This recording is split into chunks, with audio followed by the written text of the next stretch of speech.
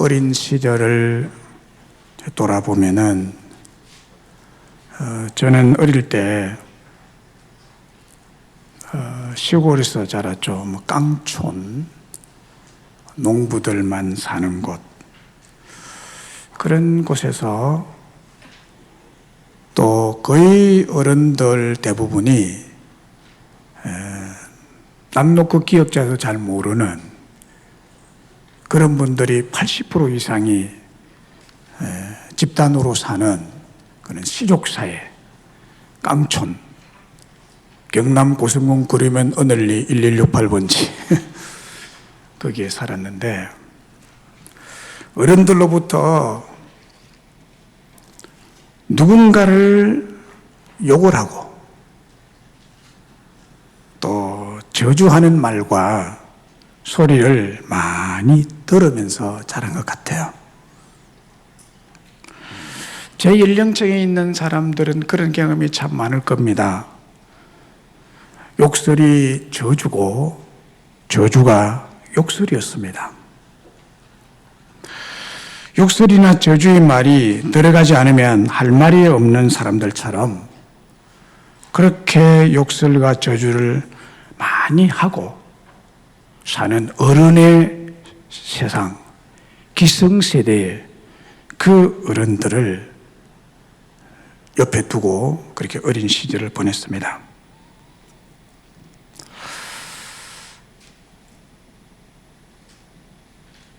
술에 취하거나 혹은 어떤 일로 화가 나면 대표적인 그 욕설, 저주의 말, 이런 말들이 있었습니다. 해볼까요?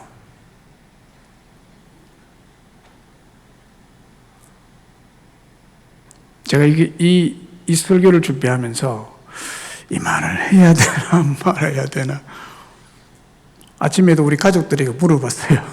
이 말을 해야 되나 말아야 되나. 여러분들에게 이 설교니까 이해하고 들으세요. 이해하고 이런 얘기들이 있었다. 뭐 지금도 이런 얘기하는 사람들이 있어요.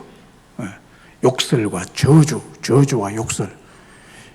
이것이 여러분의 인생을 묶어놓고 있다는 사실이기 때문에 이 말을, 여러분 말을 한번 들어보세요. 저희 지방 사투리 중에 혀를 쎄라고 그랬어요. 그래서 화가 나고 또 그 분노가 일어나고 그러면요, 자녀들을 향해서 혹은 이웃을 향해서요, 혀가 만발이나 빠질 놈아. 혀가 아니라 쇠가 만발이 빠질, 이렇게 이제 욕을 하고 저주를 하죠. 뭐 들어보셨죠? 또 뭐 망할 놈아, 뭐 이거는 뭐 그냥 습관적으로 나오는 거예요. 나가 죽어라, 뭐 저런 놈을 낳고 자식이라고 미역국을 내가 다 먹었나, 뭐 에이 연병을 들린 놈, 뭐 네가 잘 되는 거 어디 보자, 뭐 이런 욕설이 바로 저주입니다. 이게 저주인데, 이런 얘기들이 가족들에게, 친구나 이웃들로부터 어릴 때 많이 들었어요. 저한테 하는 말이 아니라 뭐 특별히 제 같은 친구의 그 어머니는 자기 아들이 뭐 초등학생이니까 노는 걸 얼마나 좋아해요. 그 놀다가 식사 때가 됐는데 안 들어오면요, 동네가 떠나가도록 저주를 퍼붓고 욕설을 하면서 불러들이는 거예요. 불러들여요. 이게 뭐 흉내를 못 내겠어요. 그런데 여러분, 이런 흔하고 평범한 일상 속에서 습관적으로 내뱉었던 부정적인 말, 언어들이 자녀와 부모와 가족, 뿐만 아니라 이웃을 저주의 사슬로 묶어 놓는다는 사실을 생각하거나 깨닫지를 못해요. 깨닫지는 못해요. 화나면 화풀이로 그냥 말을 해보면 그만이라고 생각하고 그냥 진동해서 메아리 치고 가버리면 없어진다고 생각하는 이것이 큰 잘못입니다. 저는 지금까지 40여 년간의 목회를 돌아보면은 수많은 가족과 가정들이 희귀병, 불치병에 시달리고 정신적, 육체적인 큰 문제에 눌려서 늘 어두운 그늘에 죽음을 생각하고 저주의 사슬에 묶여 뾰족한 대책 없이 그저 눈물만 흘리고 환난과 고통 가운데 발만 동동 구르는 불행한 사람들을 수없이 만나보았습니다. 수없이 만나보았습니다. 한 가지 더 예를 들면 가문에 자살을 한 가족이 한 사람이 있으면 거의 대부분 자살이 그 가문에서 계속 일어납니다. 계속 일어납니다. 이런 일들을 어떻게 설명할 수가 있을까요? 그것은 바로 가족이나 가문이 흔하게 평범하게 내뱉는 저주스러운 말이 그 원인이 되었다는 거예요. 그런 말이 저주로 묶어 놓는다는 사실을 인식을 못하고 살아가는 이것이 더 큰 문제입니다. 여러분, 말에는 근세가 있기 때문에 이 저주의 사슬, 특히 말로 선포된 저주를 끊을 수 있는 사람이나 방법은 없습니다. 전혀 없습니다. 대대로 이것이 이어져 갑니다. 그런데도 그 원인을 전혀 의식하지 않고 어디에서 왔는지도 모르고 그것이 저주의 사슬인지도 깨닫지 못하고 그저 운명처럼 살아가는 교인들이 많다는 거예요. 많다는 거예요. 이 시간 여러분들에게 분명히 말씀드리는 것은 여러분들의 가족 가문에 혹 희귀병이나 불치병이나 이런 정신적 혹은 육체적인 문제에 눌려있는 어떤 일들이 있다면 과거에 선포된 언어나 말들을 기억해 봐야 됩니다. 추적해 보셔야 됩니다. 추적해 보셔야 됩니다. 말 선포한 것이 없어지는 것 같지만 없어지는 것이 아니에요. 이건 큰 오해입니다. 말에 대해서. 하나님이 천지를 창조할 때 무엇으로 창조했죠? 무엇으로 창조했죠? 말씀으로 창조했습니다. 이처럼 말의 능력은 천지를 창조하는 능력을 가진 것이기 때문에 우리 민족이 이런 저주의 사슬에 묶여서 살아갑니다. 바로 그 욕설이나 저주가 여러분 자신이나 가족이나 이웃을 묶고 있다는 거예요. 꽉 묶어 놓고. 그런데 여러분, 우리에게는 정말 한없는 은혜가 있습니다. 우리가 믿는 오직 하나님만이 이 저주를 없이 하고 저주를 끊을 수가 있습니다. 한 분뿐입니다. 주 예수님의 능력이라야 이 저주를 물러가게 하고 끊을 수 있음을 저는 저 개인의 경우와 목회 현장에서 수많은 성도들을 통해서 체험하고 확인하고 확신할 수가 있습니다. 갈라디아서 3장 13절에 보면 그리스도께서 우리를 위해 저주를 받은 바 되사 우리를 위해서 여러분을 위해서 여러분이 받을 저주를 예수님이 가져가 버리는 거예요. 그래서 예수님이 대신 저주를 받게 되어서 율법의 저주 아래서 우리를 속량하셨다. 우리에게는 저주가 없어졌다는 말씀을 하고 있습니다. 기록된 바 나무에 달린 자마다 저주 아래 있는 자라 하였습니다. 예수님이 십자가의 나무에 달림으로 그분이 내가 저주받을 것을 그분이 저주받으셨다는 거예요. 그래서 우리가 자라면서 가문에서 더러운 저주스러운 욕설을 듣고 자란 사람들이 있을 거예요. 그것이 그 사람의 정신세계를 묻고 있습니다. 정신세계를 묻고. 이거는 어디서 해결 방법이 없는 거예요. 오직 하나님만이 해결자이십니다. 그분이 저주를 짊어지셨다고 그랬습니다. 이사야 53장 5절에 그가 찔림은 우리의 허물 때문이요 그가 상함은 우리의 죄악 때문이라. 그가 징계를 받음으로 우리는 평화를 누리고 그가 채찍에 맞음으로 우리가 나음을 받았도다. 우리가 받을 저주를 주님이 십자가에서 징계받고 채찍에 맞음으로 나음을 입었다고 말합니다. 그분이 살찌고 피를 흘림으로 저주를 받아서 우리가 받아야 될 저주를 그분이 완벽하게 없이 하시고 우리의 저주를 치료하시고 구원해 주심으로 우리가 평화와 샬롬과 행복한 사람이 되게 하신 줄로 믿습니다. 그렇습니다. 주 예수님을 통해서 저주가 축복으로, 절망이 소망으로, 슬픔이 기쁨으로, 불행이 행복으로, 불평과 원망이 감사로, 죽음이 구원과 영생으로 바뀌고 변하는 모습을 저는 목회하면서 많이 보았습니다. 많이 보았습니다. 저주스러운 말버릇이 감사의 언어로 바뀌는 변화 속에서 저주는 멀리 떠나가고 하나님의 기적을 통해서 인생 역전을 경험하는 것을 알게 됐습니다. 그래서 올해 우리 교회 표를 감사, 구원을 넘어 기적의 삶으로 다가가라고 정했습니다. 여러분, 구원받은 것으로 만족하지 말라는 얘기가 구원받은 것으로 끝나는 게 아니에요. 저주 아래 묶여서 살 수가 있어요. 근데 이것을 끊을 수 있는 유일한 통로, 유일한 키는 감사입니다, 여러분. 감사가 끊어놓는 거예요. 그래서 이런 상황에서 여러분 감사를 잊지 마시고 놓치지 않으므로 여러분의 가정에 있는 저주가, 여러분의 개인 앞길에 있는 저주가 여러분의 가정에 자리 잡지 않기 위해서 주님의 이름으로 선포하시기 바랍니다. 감사하십시오. 내셔널 파나소닉으로 유명한 세계적인 브랜드 기업을 설립한 일본의 마츠시카 고노스케는 감옥과 수도원의 공통점과 차이점에 대해서 이렇게 설명했습니다.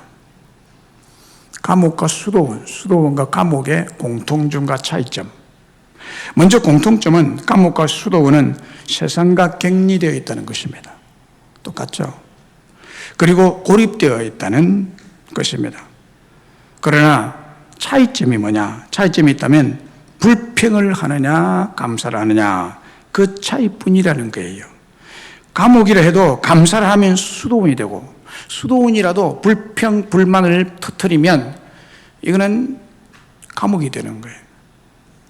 그런데 감옥에 갇힌 사람은 대부분이 분노로 가득 차 있고, 불평과 원망이 가득 차 있고, 저주와 욕설이 가득 차 있습니다. 그런데 수도원에서는 감사뿐이에요. 그래서 수도원이에요. 고노스케 이 말은 정해진 음식을 먹고 정해진 옷을 입고 정해진 규칙에 따라서 생활해야 하는 등등의 여러 가지가 감옥과 수도원이 비슷한 점이 많지만은 이 두 곳의 차이점은 바로 마음의 상태의 차이라는 거예요. 마음의 상태. 즉 감사가 가득한 마음을 가진 곳이 수도원이고 저주서는 욕설과 불평과 혹은 좋지 않은 수준 낮은 불신이 넘치는 곳이 감옥이라는 거예요. 감옥. 저는 이 말을 여러분들에게 영적으로 다르게 표현을 한다면 불신자와 성도의 차이, 감옥과 수도원의 차이가 아니라 불신자와 성도의 차이가 바로 이 마음의 상태, 즉 구원과 은혜에 감사의 마음을 가졌느냐 아니냐의 차이라는 것입니다. 좀 지나친 표현 같지만 성도는 구원과 은혜에 감사하는 마음을 가진 자이고 불신자는 불평이나 악평이나 불신이 넘치는 저주의 감옥 같은 마음의 소유자들이라 하는 것입니다. 그게 불신자죠. 오늘 본문의 말씀은 다윗의 시편으로서 다윗의 감사시입니다. 다윗의 감사시. 다윗은 하나님께서 불평이나 원망의 말을 가장 싫어하시고 찬양과 감사를 가장 기뻐하시고 감사의 기적을 베푸시는 하나님이심을 그는 생을 통해서, 삶을 통해서 체험적으로 깨우친 사람이에요. 그는 체험적으로 삶의 현장에서 하나님을 깨우친 사람이에요. 그래서 성도들아, 하나님께 감사하라. 그리고 자기 스스로에게도 내가 주께 영원히 감사하리다 라고 고백하고 있습니다. 자, 그러면 왜 오늘 시편 본문에서 다윗이 하나님께 감사하라고 할까요? 그 이유가 뭘까요? 그 이유는 감사의 말은, 감사의 고백은 우리를 저주와 불행에서 구원의 환희로 이끌어주기 때문입니다. 구원의 환희로, 저주의 사슬을 끊어버리고 구원의 환희로 우리를 이끌어주는 것이 감사이기 때문에 감사를 해라. 오늘 11절 12절에 주께서 나의 슬픔이 변하여 내게 춤이 되게 하시며 나의 베옷을 벗기고 기쁨으로 띠우셨나이다. 이는 잠잠하지 아니하고 내 영광으로 주를 찬송하게 하심이니 여호와 나의 하나님이여 내가 주께 영원히 감사하리다. 감사하는 자에게 주께서 슬픔이 변해서 춤이 되게 하시고 슬픔과 저주의 베옷을 벗기시고 기쁨과 행복으로 삶의 띠를 띄우신다고 말씀하고 있습니다. 감사의 말은 이렇게 우리를 저주와 불행에서 구원의 환희로 이끌어주는 능력이요 하나님의 기적을 불러오는 열쇠임을 믿습니다. 에베소서 5장 3절 이하에 보면 이런 말씀이 나와요. 음행과 온갖 더러운 것과 탐욕은 너희 중에서 그 이름조차도 부르지 말고, 이런 말을 하지 말라. 부르지 말고 이는 성도에게 마땅한 바니라. 누추함과 어리석은 말이나 희롱의 말이 마땅치 아니하니 오히려 감사하는 말을 하라. 오히려 감사하는 말을 하라. 너희도 정녕 이것을 알거니와 음행하는 자나 더러운 자나 탐하는 자 곧 우상 숭배자는 다 그리스도와 하나님의 나라에서 기업을 얻지 못하리니 누구든지 헛된 말로 너희를 속이지 못하게 하라. 이로 말미암아 하나님의 진노가 불순종의 아들들에게만 하니 그러므로 그들과 함께하는 자가 되지 말라. 19절과 20절에 보면요, 에베소서 5장 19절 20절에 보면요, 시와 찬송과 신령한 노래들로 서로 받아가며 너희의 마음으로 주께 노래하며 찬송하며 범사에 우리 주 예수 그리스도의 이름으로 항상 아버지 하나님께 감사하며 라고 했습니다. 감사하며.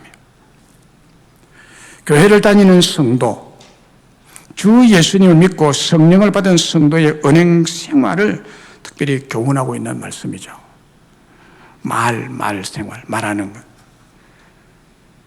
에베소서 4장 31절 32절과 에베소서 5장 3절 4절의 말씀이 비슷한 언어 생활을 교훈하고 있습니다. 교회 생활, 이 에베소서는 교회에 대해서 말씀을 하거든요. 교회가 뭐냐는 거예요. 교회는 구원받은 사람들이다. 구원받은 사람들, 사회생활, 언어생활, 가정생활, 이걸 쭉 조직적으로, 논리적으로 언급해 주고 있어요. 그 중에서 언어생활에 대해서 많이 말을 해 주고 있습니다. 그래서 4장 31절 32절에 보면요, 너희는 모든 악독과 노함과 분냄과 떠드는 것과 비방하는 것을 모든 악의와 함께 버리고 서로 친절하게 하며 불쌍히 여기며 서로 용서하기를 하나님이 그리스도 안에서 너희를 용서하신 것 같이 하라라고 말씀하고 있습니다. 악독, 노함, 분냄, 떠드는 것, 비방하는 것은 저주를 불러오는 것입니다. 이것이 인생을 저주의 늪으로 끌고 가는, 묶어 놓습니다. 이 저주서는 모든 말을 악의와 함께 버리라고 하였어요. 이걸 버려라, 이걸 버려. 이런 말 습성을 고쳐라. 버려라. 이거를 버리지 않으면 안 된다는 거예요. 그리고 5장 3절 4절에 은행과 온갖 더러움과 탐욕은 너희 중에서 그 이름도 부르지 마라. 흉내도 내지 마라. 농담이라도 하지 마라. 이런 뜻이에요. 이는 성도에게 마땅하다. 누추함과 어리석은 말이나 희롱하는 마땅치 아니하니 오히려 감사하는 말을 하라. 여러분, 이제 올해부터요, 감사만 말하세요. 감사만 말하라고. 여러분도 다 해외 여행을 해보면 경험을 했을 것입니다만은, 독일에 가면 늘 입에 붙은 말이 dankeschön, dankeschön. 미국에 가면 thank you, thank you.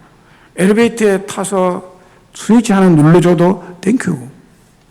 우리는 멀고미 쳐다보죠. 누르는갑다, 내리는갑에, 타는갑에. 그러나 미국 사람들은 그러지 않아요. 조그만 행동 하나도, 자기와는 직접 관련이 없는 행동 하나라도 thank you, 감사합니다, 감사합니다, 감사합니다. 여러분, 오히려 감사한 말을 하세요. 감사를 입에 담고 살아야 됩니다. 더러운 것, 누추한 어리석은 말, 희롱의 말, 이런 말이 우리의 삶에 저주를 가져오는 것이니 이런 말은 성도에게 마땅치 아니하고 오히려 감사하는 말을 하라고 했습니다. 한마디로 말씀드리면 하나님의 진노, 하나님의 저주가 언어에 불순종하는 불순종의 아들들에게 임하는데, 이 저주를 끊으려면 누추함과 어리석은 말이나 희롱의 말, 헛된 말 등등은 하지 말라는 거예요. 그것 대신에 오히려 감사의 말을 하라 하는 거예요. 네. 앞에 서두에서 제가 어릴 때 자주 들었던 이 저주스러운 욕설의 말을 지금도 가정에서 혹 화가 막 머리 끝까지 오르면 하는 사람이 있을 거예요. 여러분 중에. 절대로 하지 마시라. 아멘. 네. 절대로 하지 마. 절대로 하지 마라. 그게 묶여버리는 거예요. 저주에 묶여서 저주스러운 인생을 살아갈 수밖에 없는 거예요. 그 말에 묶이는 거예요. 사람이 사용하는 말, 특별히 구원받은 성도가 입으로 내뱉는 언어는 저주냐 축복이냐를 결정짓는 결정적인 힘을 가지고 있기 때문에 더더욱 여러분은 감사의 말을 하셔야 됩니다. 이 감사의 말은 우리를 저주와 불행에서 구원의 환희로 이끌어주는 축복의 말인 것입니다. 요한복음 11장 41절 42절에 돌을 옮겨 놓은 예수께서 눈을 들어 우리를 보시고 이르시되 아버지여 내 말을 들으신 것을 감사하나이다. 아버지여 내 말을 들으신 것을 감사하나이다. 항상 내 말을 들으시는 줄을 내가 알았나이다. 그러나 이 말씀을 하옵는 것은 둘러서 무리를 위함이니 곧 아버지께서 나를 보내신 것을 그들로 믿게 하려 함이니이다 라고 했습니다. 이 무슨 말인가 하면요, 지금 나사로가 죽어 있는데 장례를 치렀어요. 장례 치르고 죽은 지 4일이 지났습니다. 그래서 슬퍼하는 마르다와 마리아 너무 슬퍼하니까 예수님 가서 지금 무덤 앞에 서서 한 말이에요. 이 말이 무덤 앞에 서서 한 말이에요. 무덤 앞에서 나사로가 죽은 무덤 앞에 서서 예수님께서 눈을 들어서 하늘 우러러 보시고 아버지여 내 말을 들으시는 것을 감사하나이다. 내 말을 들으신 것을 감사하나이다라고 감사를 선포합니다. 감사를 선포하고 난 다음에 나사로야 나오너라 라고 했을 때 죽은 지 4일이 지났는데 죽은 자가 무덤에서 살아서 일어나서 걸어 나왔습니다. 할렐루야. 걸어 나왔습니다. 하나님의 사역은, 하나님의 역사는, 성경 역사는 과학적으로 논리적으로 이해되도록 쓰여진 것이 아니에요. 하나님이 친히 행하신 기적을 기록한 책이에요. 성경은 기적을 기록한 책입니다. 다시 말하면 하나님은 기적을 만드시고 기적을 창조하는 하나님이세요. 이 나사로도 죽었던 자가 걸어서 나왔습니다. 무엇에 의해서 이런 일이 일어나느냐? 예수님이 하늘을 우러러 감사의 기도를 드린 것입니다. 감사의 기도. 나사로의 여동생 마르다와 마리아에게는 그의 오빠가 죽은 것은 저주스러운 슬픔이요, 저주스러운 젊은이가 죽었기 때문에 저주스러운 슬픔이고 죽음이거든요. 바로 절망이요, 불행이요, 좌절이요. 그러는데 죽은 자가 살아나는 기적으로 기쁨과 환희로 띠띠우시고 춤을 추는 인생이 되게 하신 것입니다. 그 이유는 감사에 있었다는 것입니다. 감사가 얼마나 큰 능력을 발휘하냐는 것을 예수님이 보여주신 거예요. 예수님께서 감사했던 간단한 말 한마디의 능력이요 기적입니다.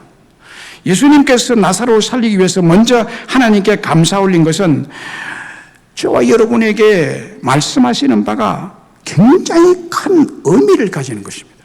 굉장히 큰 의미를 가지고 있는 것입니다. 무슨 말이고 하면 감사는 죽은 것을 다시 살아나게 하고 죽은 것을 다시 회복시키고 다시 일어나게 하는 기적을 가지고 오는 통로라는 것을 말씀하고 있는 거예요. 예수를 믿는 우리에게도 이런 말의 권세, 권능을 주셨기 때문에 감사를 선포하면 저주의 고리가 끊어지고 죽은 자가 살아나고 다시 회복되어 일어나게 될 줄로 믿습니다. 요나서 2장 7절로 9절에도 이런 말씀이 기록되어 있어요. 내 영혼이 내 속에서 피곤할 때 내가 여호와를 생각하였더니 내 기도가 주께 이르러 싸우며 주의 성전에 미쳤나이다. 거짓되고 헛된 것을 숭상하는 모든 자는 자기에게 베푸신 은혜를 버렸사오나 나는 감사하는 목소리로 주께 제사를 드리며 나의 서원을 주께 갚겠나이다. 구원은 여호와께 속하였나이다 라고 했습니다. 자, 이 말도 어디에서 나왔는가 하면요, 요나가 지금 바다에 빠뜨려지고 태풍이 몰아치는 바다가 아주 큰 파도에 배가 더 갈 수 없는 상황에 이르렀을 때 요나가 바다에 빠뜨려집니다. 그때 마치 큰 상어 같은 고래 같은 고기가 와가지고 요나를 통째로 삼켜버립니다. 요나가 고기 뱃속에 들어가 버려요. 고기 먹이가 돼버린 거예요. 들어가자마자 고기가 뿜어내는 소화액이 요나를 확 덮습니다. 고기 속에서 나오는 소화액도 굉장히 소화력이 강한 거거든요. 금방 녹아버립니다. 우리 사람의 이 소화액, 담즙이라든지 이런 게 얼마나 강한지 이게 녹이거든, 음식을요. 마찬가지입니다. 근데 요나가 지금 고기 뱃속에 들어가서 그 고기 뱃속에서 드리는 기도가 바로 이겁니다. 고기 뱃속에서 지금 기도하는 거예요. 큰 고기 뱃속에서 죽어가면서 지금 숨을 잘 쉴 수 있겠어요. 거기 들어가가지고 하나님께 불순종한 것을 크게 회개하고 구원은 여호와께 속하였나이다라고 고백하면서 감사하는 목소리를 주께 제사를 드렸으므로 하나님께서 그 감사를 들으십니다. 그 요나의 감사를 듣고 요나를 육지에 토하게 해서 죽은 자 같은 자를 다시 살아나게 하십니다. 여러분, 이게 감사의 능력이에요. 어디에서 이 열쇠를 찾을까? 요나가 어떻게 해서 살아났을까? 하나님 그냥 살려주실까? 아니에요. 회개하고 감사를 하니까. 불평, 원망을 할 수 있지만 감사를 하니까 하나님이 그래, 네가 감사로 나에게 제사를 드렸으니 내가 살려주마 하고 고기가 속이 메스꺼워지도록 해가지고 요나를 확 토해버립니다. 마치 토했는데 요나가 육지에, 이 큰 고기 육지를 가까이 와가지고 토했는데 육지에 툭 떨어집니다. 놀라운 일이죠. 기적입니다, 여러분. 기적이죠. 그래서 요나가 다시스로 다시 가잖아요. 니느웨로 다시 가잖아요. 니느웨. 죽음의 물고기 뱃속에서, 사망의 올무에서, 저주의 어두움에서 빠져나오게 하시고 다시 살아나게 하는 기적은 감사가 창출해낸 것입니다. 감사가 창출해낸 것입니다.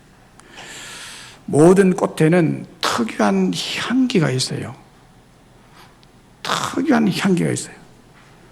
우리가 어떤 꽃은 향기가 참 많고 향기가 진하게 퍼지는 꽃도 있고 향기가 사람이 맡을 수 없는 향기가 없는 꽃도 있는데 그 향기를 사람이 못 맡아서 그렇지 그 꽃에도 향기가 있는 거예요. 그런데 향기 나는 꽃에는 반드시 찾아오는 것이 있어요. 무엇이 찾아올까요? 뽕첩이 찾아오죠. 벌과 나비입니다. 외딴 산골, 인적이 없는 깊은 산 속에서 이름도 없이 꽃이 피어 있어도 어디서 찾아오는데 반드시 그 꽃에 향기를 맡고 벌과 나비들이 주변에 찾아오고 모여듭니다. 꼭 이와 같은 이치로 감사가 그러합니다. 감사가 그러합니다. 기억하세요. 감사가 있는 곳에는 반드시 구원의 환희와 즐거움과 행복과 기적이 찾아오게 되는 줄로 믿습니다. 캘리포니아 데이비스 대학교 심리학과 교수 로버트 에먼스와 마이애미 대학교 심리학과 교수인 마이클 맥클로프는 감사하는 태도가 사람에게 어떤 영향을 미치는가?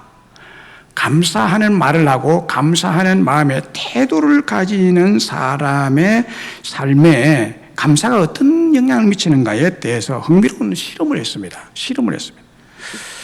이들은 실험 그룹을 세 그룹으로 나눈 뒤에 그들에게 세 가지 말과 행동에 집중하도록 했습니다. 실험이니까 집중하도록 했습니다. 첫 번째 그룹에는 기분 나쁜 일만 생각해라. 둘째 그룹은 감사할 일만 생각해라. 거기에만 집중해라.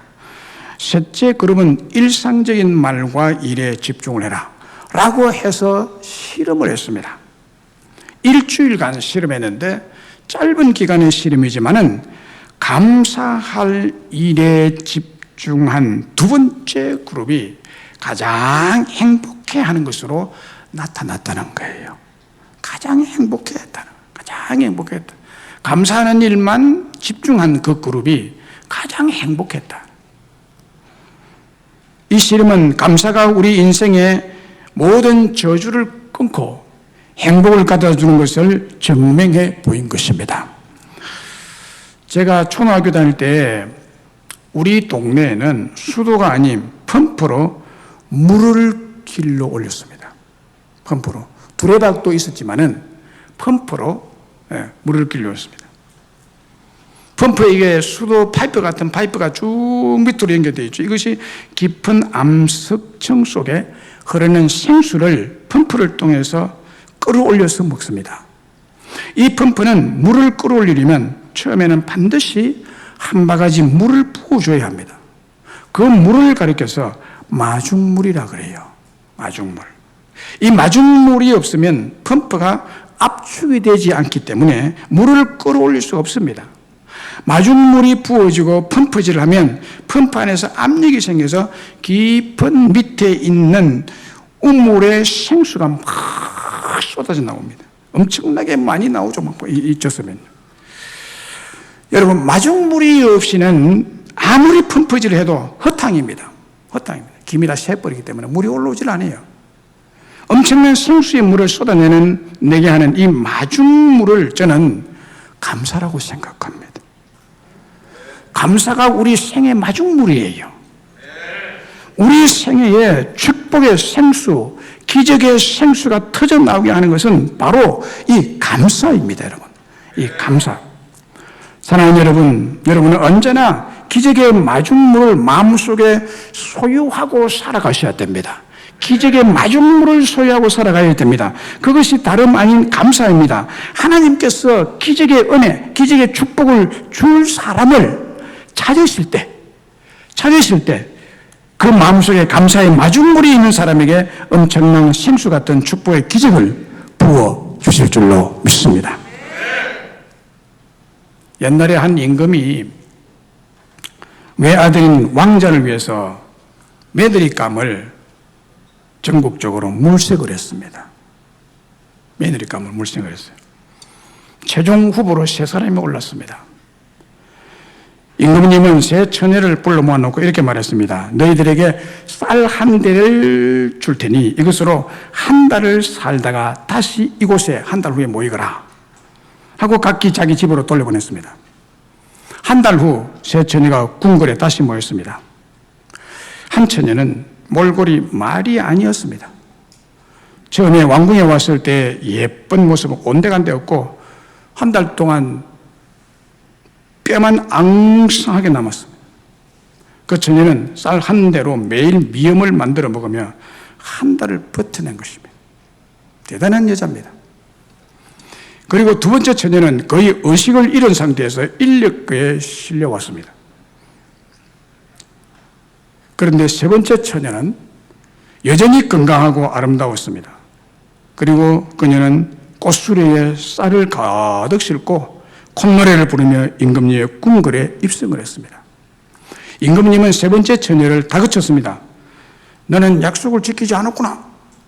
쌀 한 대로 한 달을 산 사람의 몰골이 아니구나. 그러니까 처녀가 웃으면서 한 달 동안 있었던 일에 대해서 임금님에게 소상히 아뢰었습니다. 임금님, 제가 왜 약속을 어기겠습니까? 임금님으로부터 하사받은 쌀 한 대가 너무 귀하고 너무 감사해서 떡을 만들었는데 임금님표 떡입니다. 임금님이 하사한 쌀로서 떡을 만들었습니다. 해가지고 쌀 한 대 떡을 다 만들어서 팔았더니 이것이 그냥 소문이 나가지고 임금님이 주신 쌀로서 만들었단다 해가지고 불티나게 팔려서 그것으로 쌀 2대가 되고 또 2대를 가지고 떡을 만들어서 팔았더니 넉 대가 되고 계속해서 한 달 동안 그렇게 했더니 남은 것으로 밥과 떡을 실컷 먹었는데도 이렇게 많이 남더이다. 그래서 임금님이 저에게 준 쌀로 이렇게 많은 쌀을 만들었으니 남은 쌀을 모두 달구지에 싣고 왔습니다 라고 했습니다.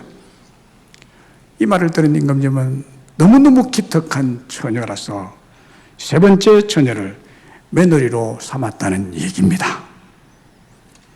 무엇이 만들어낸 기적입니까? 앞으로 왕후가 될 임금님의 며느리, 무엇이 이 여자로 하여금 이런 기적을 만들어냈어요? 감사예요. 네. 감사가 없는 여자들은 요 그냥 밥에 가지고 먹으면서 며칠도 안 가고 미음을 끓여 먹고 아주 그냥 정신이 잃을 정도로 피골이 성립해가지고 갔지만 세 번째 처녀는 너무너무 감사해서 이것을 팔았다는 거예요. 감사는 기적을 가지고 오는 열쇠입니다. 우리 찬송가 438장에 내 영혼이 은총 입어라는 찬송이 있습니다. 우리의 영혼이 감사의 은총을 입으면 여러분 저주스러운 중한 죄짐을 벗게 되고 슬픔 많은 삶이 환희의 천국, 행복한 천국으로 변하게 된다는 고백의 찬송이죠. 1절에 보면요, 내 영혼이 은총 입어 중한 죄짐 벗고 보니 슬픔 많은 이 세상도 천국으로 화하도다. 높은 산이 거친 들이 조막이나 궁궐이나 내 주 예수 모신 곳이 어디나 하늘나라. 할렐루야 찬양하세. 내 모든 죄 사함받고 주 예수와 동행하니 어디나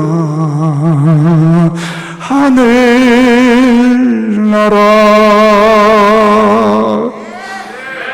할렐루야! 탈무드에 보면 이런 말이 있습니다.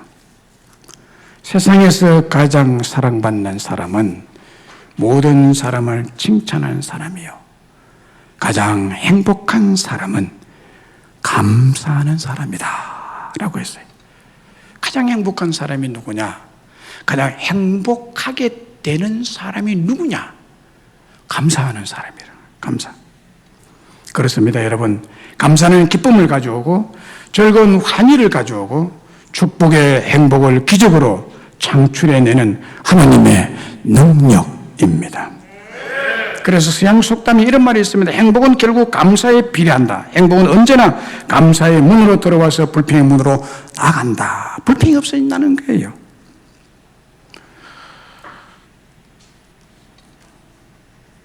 대기 중에 찬 기류가 있고 따뜻한 기류가 있습니다. 찬 기류가 대지를 덮으면 차디찬 저주스러운 겨울이 되고, 따뜻한 기류가 흘러서 대지를 덮으면 계절이 완전히 바뀌고 행복하고 축복스러운 따뜻한 봄이 찾아오는 것이죠. 마찬가지로 감사는 우리의 마음의 기류를 바꾸어 놓습니다. 분노로 찬, 혹은 갈등으로 찬, 혹은 우울감으로 찬, 혹은 외로움으로 가득 찬 마음의 기류를, 그렇게 흘러가는 감정을 완전히 바꾸어 놓는 것이 감사입니다. 감사를 해보세요. 감사를 하면 이 마음의 기류가 바뀌어 버리는 거예요.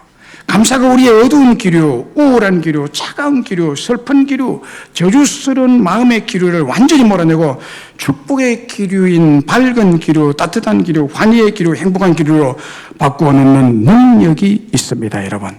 마음을 바꾸어 놔요. 그 11절, 12절에요. 주께서 나의 슬픔을 빼나여 춤이 되게 하시면, 이 마음이 바뀌었다는 얘기잖아요. 슬픈 마음이 바뀌어서 춤을 추고 싶은 마음이 생겼다는 거예요. 벼옷을 벗기고 기쁨으로 띠띠우시는 이 놀라운 하나님의 은혜에 내 마음의 기류가 찬 기류였는데, 부정적인 기류였는데 따뜻한 기류로, 긍정적인 기류로 바뀌었다는 겁니다. 감사는 마음의 기류조차도 바꾸어 놓습니다. 지난주에 암송 구절이 뭐였는지 다 기억하십니까? 시편 50편 14절, 감사로 하나님께 제사를 드리며 지존하신 이에게 네 서원을 갚으며 그랬죠. 그리고 15절에는 안 외우죠. 환난 날에 나를 부르라. 내가 너를 건지리니 네가 나를 영화롭게 하리로다. 감사로 제사를 드리고 난 다음에 기도해봐. 내가 너의 환난에서 건져줄 것이다. 환난에서 건져줄 것이다. 여러분, 감사는요, 저주로 다가온 어두운 기류, 우울한 기류, 차가운 기류, 슬픈 기류, 환난에서 우리를 건지셔서 역전의 축복의 기류로 바꾸어 주신다는 것입니다. 그러므로 본 시편 기자인 다윗은 어느 말에 있어서 어떤 결단을 하고 있습니까? 그는 여호와 하나님께 영원히 감사하리라 라고 결단했습니다. 우리도 결단해야 될 줄로 믿습니다. 12절에 이는 잠잠하지 아니하고 내 영광으로 주를 찬송하게 하심이니 여호와 나의 하나님이여 내가 주께 영원히 감사하리다. 감사하리다. 에베소서 5장 4절에도 누추함과 어리석은 말이 희롱의 말에 마땅치 아니하니 오히려 감사하는 말을 하라. 감사하는 말을 했죠. 수학자이자 물리학자였던 피타고라스는 이런 말을 했습니다. 피타고라스의 정리, 물리학의 피타고라스는 유명하죠. 이분이 신실한 크리스찬인데 이런 말을 했어요. 혀에 의한 상처는 칼에 대한 상처보다 더 나쁘다. 후자는 육체에만 상처를 입히지만 전자는 영혼을 상하게 한다라고 했습니다.